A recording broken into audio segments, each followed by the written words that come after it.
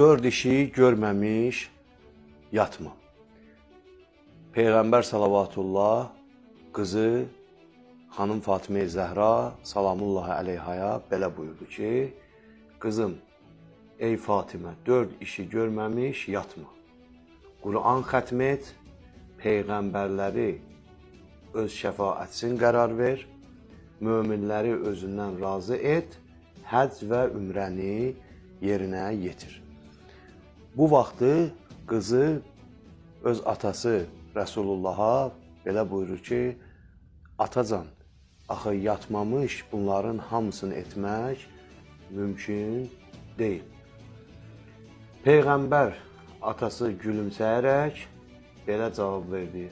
Əgər istərsən ki, yatmamışdan qabaq Qur'anı xətm edəsən, onda 3 dəfə İxlas surəsini oxu. Bu Qur'anın xətminə bərabərdir. Əgər mənə və məndən əvvəlki peyğəmbərlərə salavat göndərsən, onlar qiyamət günü sənə şəfaət edəcəklər.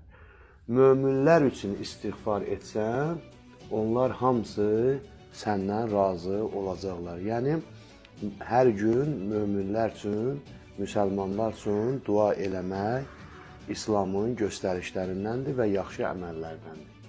Amma atacan, həcc və ümrəni necə yerinə yetirim? Peyğəmbər buyurur ki, Subhanallahi vəlhamdülillahi və la ilahə illəllahu və Allahu əkbər. Hər gün yatmamışdan öncə bu zikri desən, həcc və ümrəni yerinə yetirmiş